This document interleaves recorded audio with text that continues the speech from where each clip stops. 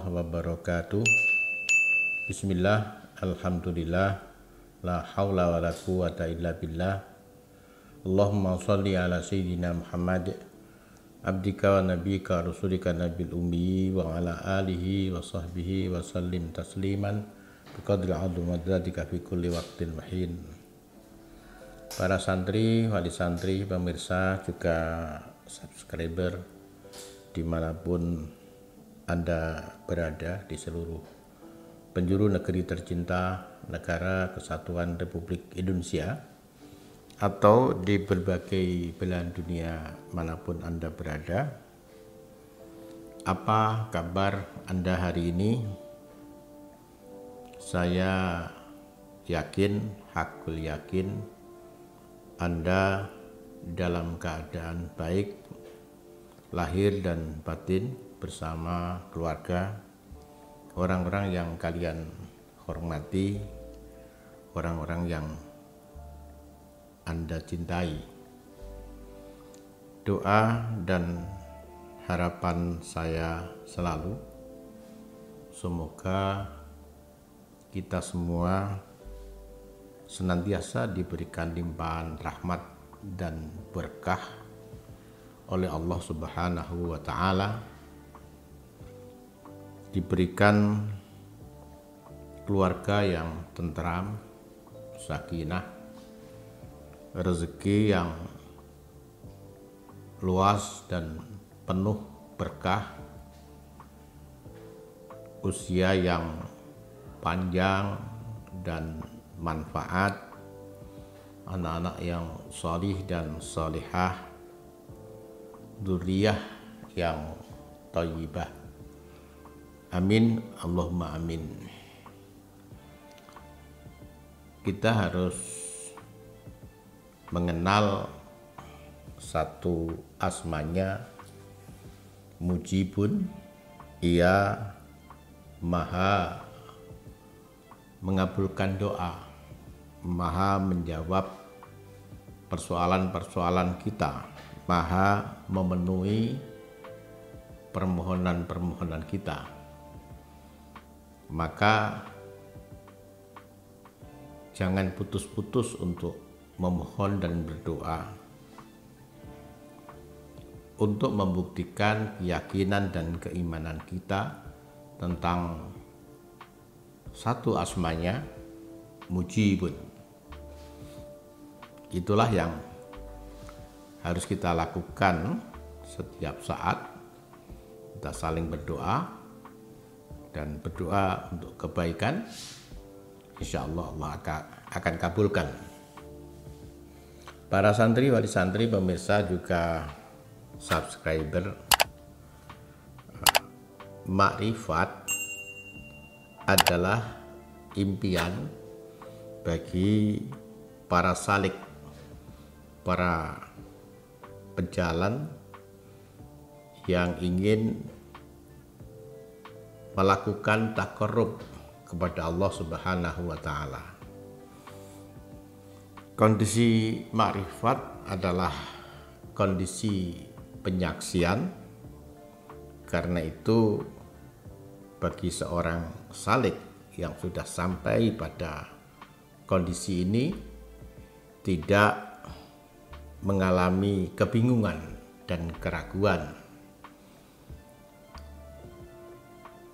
Sebagai misal, kalau kita punya teman dan sungguh sudah mengenal teman itu, maka keyakinan kita kepadanya tidak ada ruang ragu.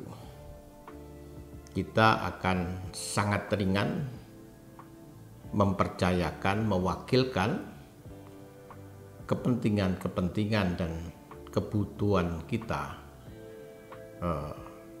kepada dia. Demikian juga kepada Allah Subhanahu wa Ta'ala.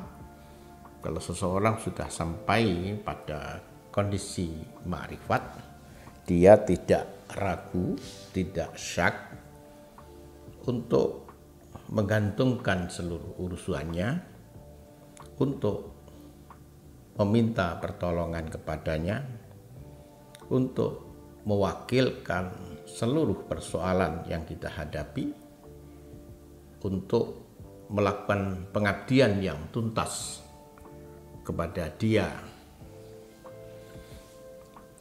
Persoalannya, bagaimana kita menempuh jalan itu.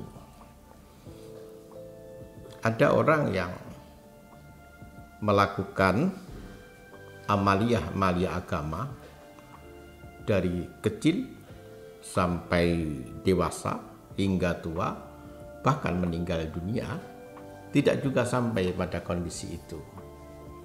Apa yang dilakukan pada masa muda sama dengan apa yang dilakukan pada saat tuanya, baik intensitas ibadahnya maupun kondisi jiwa pada saat dia melakukannya. Ini berarti tidak mengalami peningkatan terhadap perjalanannya. Tapi juga ada orang yang justru menurun, apa yang dilakukan pada masa muda, justru menurun intensitas dan keadaan jiwa pada saat mengamalkannya. Nah, kita ingin bahwa apa yang kita lakukan pada usia-usia muda berbeda dengan apa yang kita lakukan pada saat usia-usia senja. Kita ingin bukan hanya jumlah ibadah kita lebih banyak yang harus kita persembahkan kepada Allah Subhanahu wa Ta'ala, tapi juga sikap-sikap kita menghadapi ketentuan Allah harus ada kepastian, kita ridho, dan juga hati kita tetap terjaga dalam saat menerima takdirnya, menjalankan perintah-perintahnya, dan menjauhi larang-larangannya. Saya ilasakan dari menuturkan pengalamannya kepada kita bagaimana menempuh jalan makrifat itu. Beliau mengibaratkan orang yang sedang berjalan menuju arah makrifat harus dipastikan memiliki lentera, memiliki lampu penerang, karena ada jalan berbatu dan terjal, ada cabang-cabang yang memungkinkan orang tidak lagi menuju jalan lurus menuju makrifat, tapi sebaliknya terjebak dalam jalan-jalan yang disiapkan oleh setan. Lah, lentera penerang itu apa saja? Yang pertama, kata Syekh Athaillah Sakandari, adalah harus ada kayu perjuangan. Ya. Jadi harus memiliki kayu perjuangan. Ini beliau mengutip satu ayat di dalam Al-Quran. Bismillahirrahmanirrahim. Walladzina jahadu fina lanahdiyannahum subulana wa innallaha lama'al muhsinin. Dan orang-orang yang berjihad ya, untuk mencari keridhaan kami, benar-benar kami akan tunjukkan kepada mereka jalan-jalan kami, dan sesungguhnya Allah benar-benar beserta orang-orang yang berbuat baik. Ini adalah yang pertama, kayu perjuangan, kayu kesungguhan. Yang kedua adalah memiliki batu, mungkin batu pemantik api, batu rendah hati. Jadi harus ada jiwa yang rendah hati, jiwa yang senantiasa butuh jiwa yang senantiasa menyerah kepada pilihan Allah, butuh terhadap pertolongan Allah, jiwa yang senantiasa memerlukan setiap saat terhadap kehadiran pertolongan Allah. Beliau mengutip satu ayat di dalam Al-Quran, Bismillahirrahmanirrahim, Ud'u rabbakum tadarru'an wa khufyah, innahu la yuhibbul mu'tadin. Berdoalah kepada Tuhanmu dengan berendah diri dan suara yang lembut. Sesungguhnya Allah tidak menyukai orang-orang yang melampaui batas. Yang ketiga, kata Syekh Atha'illah Iskandari, seorang pejalan harus memiliki tempat pembakaran sehingga api itu tidak menjalar kemana-mana yang kita inginkan menjadi penerang lentera perjalanan kita, karena kita tidak memiliki tempat yang bagus, maka justru menjadi malapetaka, yaitu bakaran menundukkan nafsu. Nafsu harus pasti ada di dalam kendali.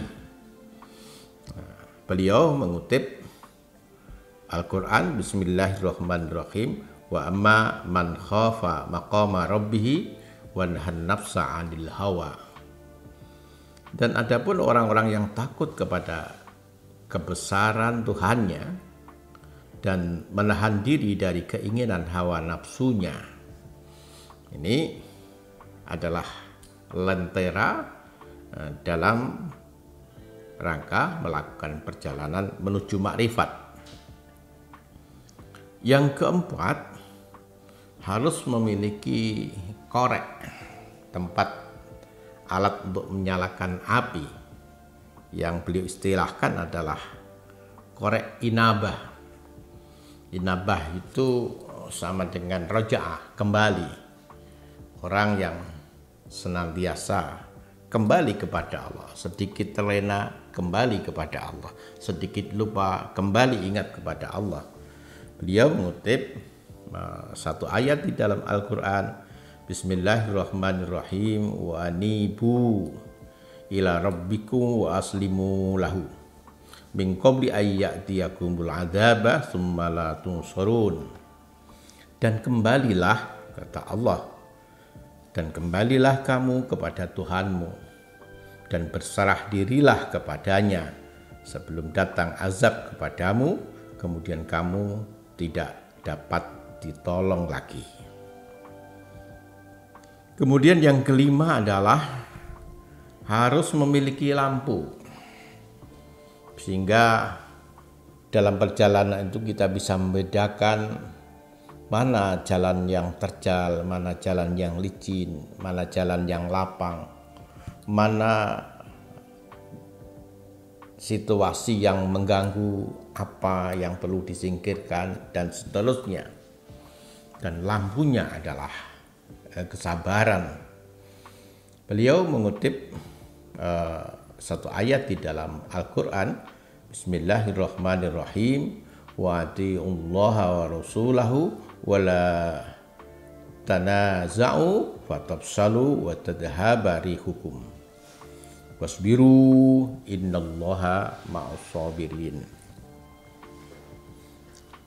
Dan taatlah kepada Allah dan Rasul-Nya, dan janganlah kamu berbantah-bantahan yang menyebabkan kamu menjadi gentar dan hilang kekuatan, dan bersabarlah, sesungguhnya Allah serta orang-orang yang sabar. Yang keenam, kata Syekh Atha'illah Iskandari, orang yang menempuh perjalanan menuju ma'rifat harus ada sumbunya, agar bahan bakar itu bisa menyala. Sumbunya adalah syukur. Orang yang menempuh perjalanan menuju makrifat harus bisa bersyukur. Harus dalam rangka bersyukur harus bisa mengetahui nikmat yang diberikan Allah, ma'rifatul nikmah. Harus juga mengetahui siapa yang memberikannya, ma'rifatul mun'im. Beliau mengutip satu ayat di dalam Al-Quran, fakulu mimma razaqakumullahu halalan thayyiba washkuru nikmatallahi in kuntum iyyahu ta'budun. Maka makanlah yang halal lagi baik dari rezeki yang telah diberikan Allah kepadamu, dan syukurilah nikmat Allah jika kamu hanya kepadanya saja menyembah. Para santri, wali santri, pemerintah juga subscriber. Yang ketujuh, yang terakhir, bekal untuk menempuh perjalanan menuju ma'rifat seperti yang dikatakan oleh Syekh Athaillah Sakandari, harus memiliki minyak agar lentera itu bisa menyala dan perjalanan bisa mudah.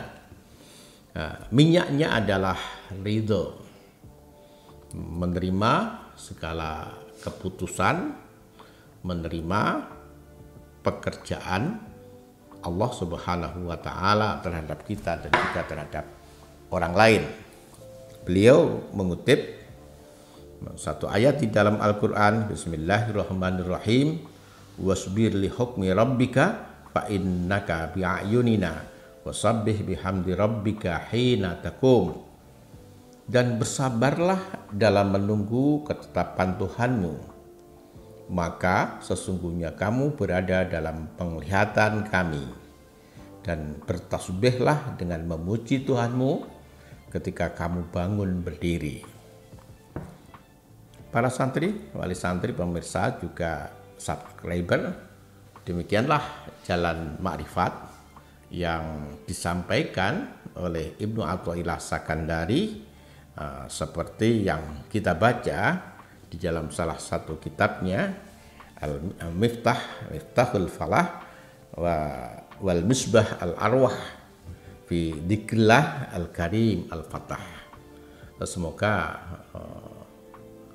bisa dipahami dan memberikan manfaat. Terima kasih atas perhatiannya. Wallahu muwaffiq ila aqwamit thoriq. Assalamualaikum warahmatullahi wabarakatuh.